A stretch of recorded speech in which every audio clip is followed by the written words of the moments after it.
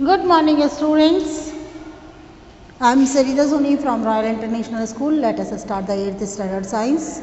Okay, we are studying about the chapter number 2, microorganisms, friends and foe. Now we will start the 5th part of the chapter and open your books, page number 36. In our previous lecture we have studied about the disease causing microbes, mode of transmission and general preventive measures. हमने पढ़ा था कि कौन कौन सी बीमारियां हैं, कौन कौन उनको प्रोड्यूस करता है, कौन उसको मोड ऑफ ट्रांसमिशन क्या है, एक जगह से दूसरी जगह कौन फैलाता है और किस तरह से हम उसको प्रिवेंशन कर सकते हैं. Now come next page, that is page number 36, diseases in animals. बीमारियां जो होती है हम सिर्फ इंसानों को नहीं होती है, एनिमल्स जो होते हैं जानवर होते हैं उनको भी होती है. उनमें भी वायरस, बैक्टीरिया और प्रोटोजोआ तीनों सी बीमारियां होती है. तो पहला अगर अपन बात करते हैं तो वायरस की बात करते हैं. Food and mouth disease in cattle. जानवरों में एक बीमारी हो जाती है food and mouth disease. Bacteria से जो कैटल्स होते हैं उनके अंदर एंथ्रेक्स बीमारी होती है. What is the kettles? Kettles जो होते हैं 4 पैर वाले जो जानवर होते हैं उसे हम कैटल्स कहते हैं जनरली. और वैसे जो हमारे एनिमल्स के अंदर जो भी हम पोल्ट्री फार्म वाले एनिमल्स आते हैं ना, मुर्गी वगैरह है और गाय, भैंस, भेड़, बकरी, तो ये सब आपके कैटल्स में आते हैं. Protozoa, sleeping sickness in cattle, pigs and horses. Sleeping sickness माने उनको नींद नहीं आती है, बेचैनी रहेगी, तो ये प्रोटोजोआ के द्वारा होती है. किसके अंदर? सूअर में भी हो जाती है, कैटल्स में भी हो जाती है, हॉर्स मतलब घोड़े वगैरह में भी होती है. अब हमने देखा कि एनिमल्स में हो गई, ह्यूमन बींग्स में हो गई, तो प्लांट्स कैसे रह सकते हैं? प्लांट्स में भी बीमारियां हो जाती है. प्लांट्स में भी वही वायरस से होती है, जैसे कि टोबैको मोज़ेक. टोबैको मोज़ेक कौन से है? Hands, clothings of the field workers. Mode of transmission कहते होते हैं. बीमारी किस में होती है? प्लांट में होती है. कैसे फैलती है मोड ऑफ ट्रांसमिशन? उसके हाथ जो काम कर रहे हैं वर्कर खेत के अंदर, उनके कपड़े उनके द्वारा एक जगह से दूसरी जगह पहुंच जाती है. दूसरी वायरस से बीमारी होती है जिसके येलो वेन मोज़ेक ऑफ भिंडी, ओकरा. जो भिंडी के अंदर क्या होता है?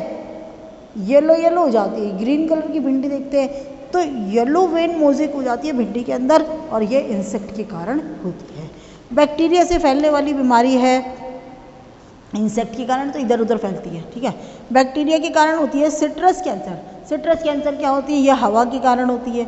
फंगी की बात अगर अपन करते हैं तो रस्ट ऑफ वीट. फंगी जैसे रस्ट ऑफ वीट यानी कि गेहूँ के अंदर एक होने वाली बीमारी है एयर सीड्स, ठीक है. सीड्स के द्वारा मोड ऑफ ट्रांसमिशन क्या होगा? हवा के द्वारा फैलेगी और सीड्स के द्वारा हो रही है. नाउ और next topic is food poisoning. Food poisoning मतलब आपने क्या हुआ कि वो फूड जिसमें पॉइजन है. अब पॉइजन होने से मतलब हमने कुछ पॉइजन नहीं मिला है, लेकिन वो क्या हो गया? वक्त के चलते, बैक्टीरिया वायरस के चलते खराब हो गया.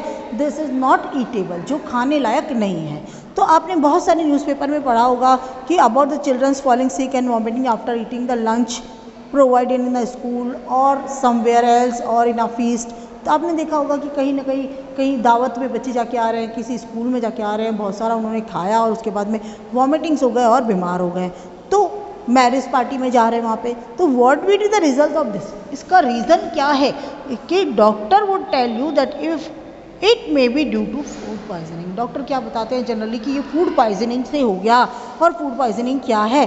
Food poisoning is due to consumption of food spoiled by some microorganism. कुछ माइक्रो ऑर्गेनिजम्स ने जिस फूड को खराब कर दिया था, हमने उसको खा लिया और that is the food poisoning.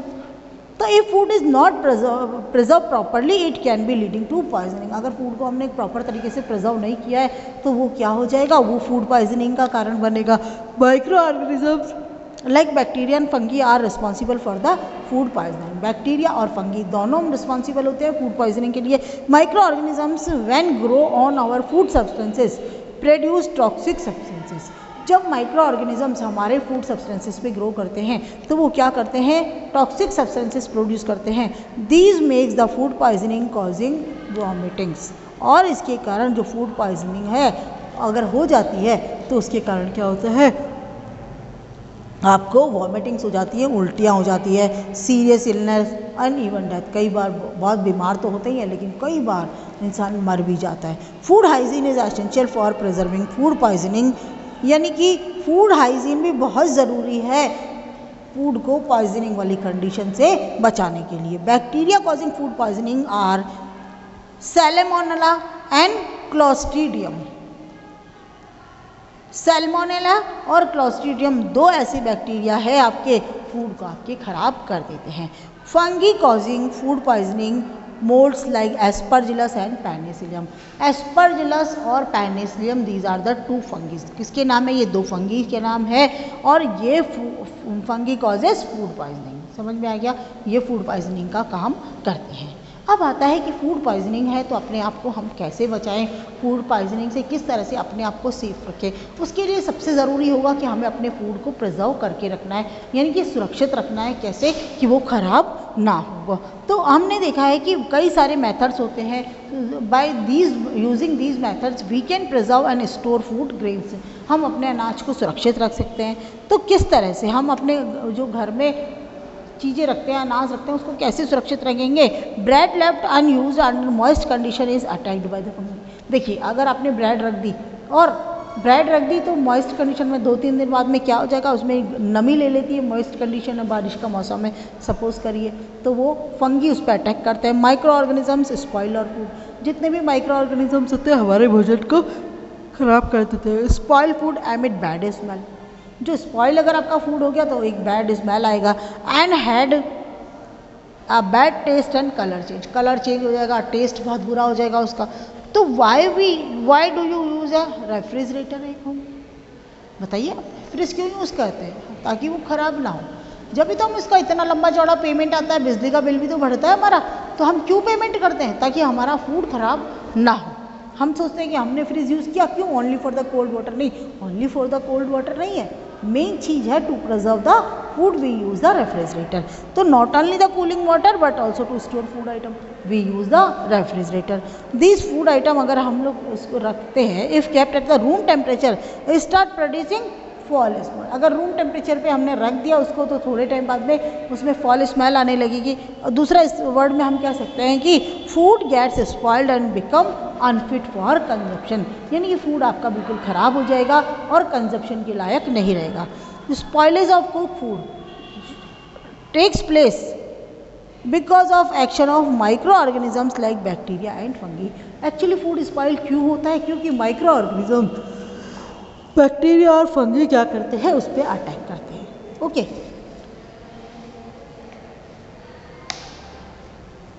Food अगर आपका ख़राब हो गया तो क्या होगा? उसमें से सबसे पहले आएगी बैड स्मेल आएगी, एकदम फॉल स्मेल, अजीब सी, टेस्ट चेंज हो जाएगा, न्यूट्रिटिव वैल्यूज अफेक्टेड, उसकी जितना भी पोषक पदार्थ है वो सब अफेक्ट हो जाएगा और कलर चेंज हो जाएगा। तो what are the how is spoiled food affected? किस तरह से वो अफेक्ट होगा? पहला नंबर हो जाएगा कि उसके अंदर बहुत गंदी बदबू आएगी जो आपको बर्दाश्त नहीं हो पाएगी, एक्चुअल बात है। टेस्ट उसका चेंज हो जाएगा। न्यूट्रिटिव वैल्यू इज अफेक्टेड, उसकी पोषक पदार्थ की वैल्यू पर खत्म हो जाएगी और कलर चेंज हो जाएगा। Now come to the activity 8। Activity 8 में क्या करेंगे? First of all we will take a slice of bread. एक ब्रेड का स्लाइस लेंगे, डिवाइड इनटू 3 पार्ट्स। 3 भागों में एक स्लाइस को हमने बांटा है कि 1 part in a plate and place it in a warm place like the kitchen. आपने एक पार्ट को क्या किया? प्लेट के अंदर रख दिया और गर्म जगह जैसे कि किचन में रख दिया। दूसरे को second part inside a fridge, refrigerator के अंदर दूसरा पार्ट रख दिया। और तीसरे को keep the third part in an oven. अब उसमें तीसरे पार्ट को क्या किया? आपने ओवन में लगा दिया और तीनों को अनडिस्टर्ब छोड़ दिया आपने 5 दिन के लिए। ऑन द 6th डेट अब ऑब्जर्व क्या करेंगे? Extent of fungal growth with the help of a hard lens in each case. अब एक हार्ड लेंस लेंगे, आजकल तो बॉक्स में भी आते हैं, आपके जो बॉक्स लाते हैं पेन पेंसिल वाला, उसके अंदर भी लेंस मिलते हैं आपको। तो उस लेंस के द्वारा देखेंगे आप तो वहाँ पे आपको फंगी की ग्रोथ दिखाई देंगे। तो क्यों आपको दिखाई देगा? Try to explain the difference observed in the growth of fungi. अब आप अलग अलग जगह पे कितना फंगी डेवलप होता है वो देखेंगे और अपने ऑब्जर्वेशंस को लिखेंगे। इस ऑब्जर्वेशन को आप बिल्कुल आराम से एक्टिविटी को घर पे बैठ के कर सकते हैं, कहीं कोई रिस्क नहीं है। सिर्फ एक ब्रेड चाहिए, फ्रिज हर घर में होता है, किचन हर घर में होता है और ओवन भी आपके हर घर में होता है। तो now food preservation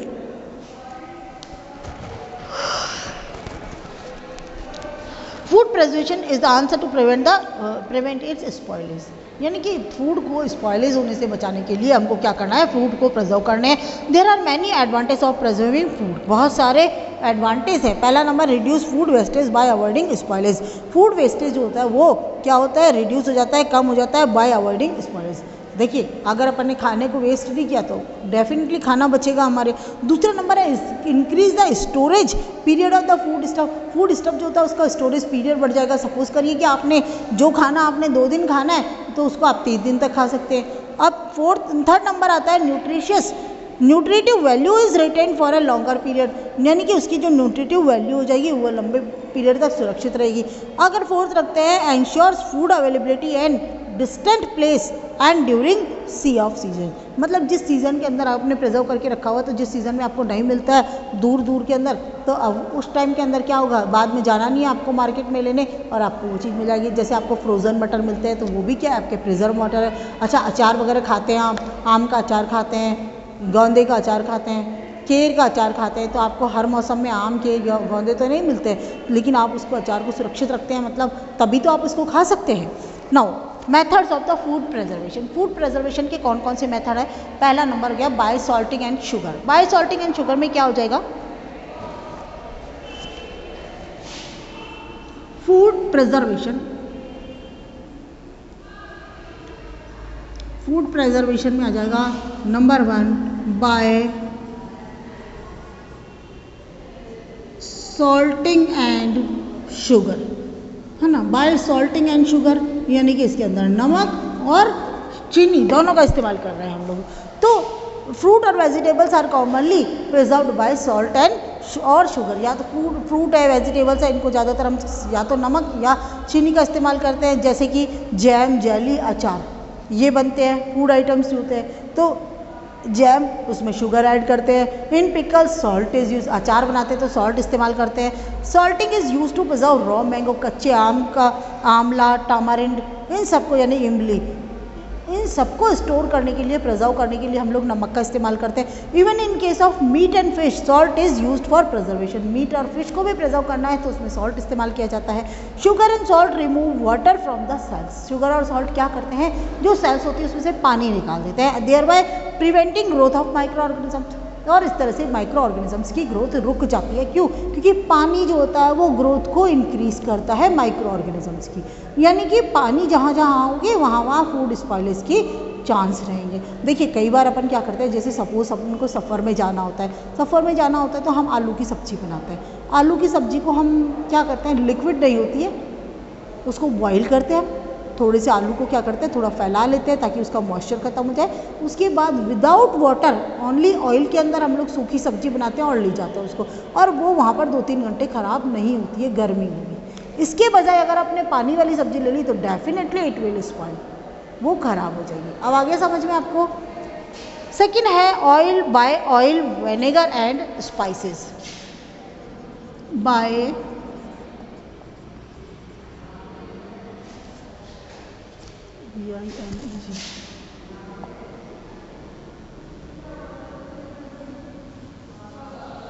bye oil, vinegar and spices. Vinegar आपका वीक एसिटिक एसिड होता है, ऑयल आप जानते हैं, और स्पाइसेस का मतलब होता है आपके मसाले, ठीक है। तो beside salt and sugar, salt और शुगर की बात अगर छोड़ देते हो तो ऑयल, विनेगर और spices are also use to preserve the food item. Food item को जो होता है प्रिजर्व करने के लिए हम लोग क्या करते हैं, ऑयल, विनेगर और स्पाइसेस का भी इस्तेमाल करते हैं। This preservative do not allow the growth of micro organisms. ये प्रिजर्वेटिव क्या करते हैं, जो माइक्रो ऑर्गेनिजम्स होते हैं उसकी ग्रोथ को अलाउ नहीं करते हैं, और दस help in the preserving the food item. Next आता है बाय हीटिंग।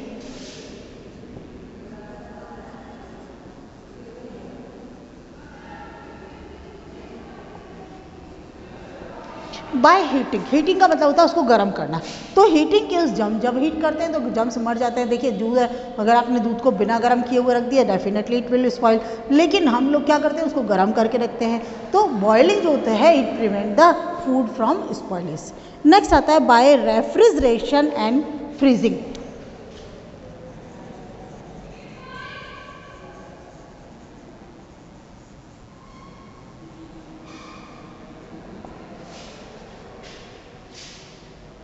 And freezing.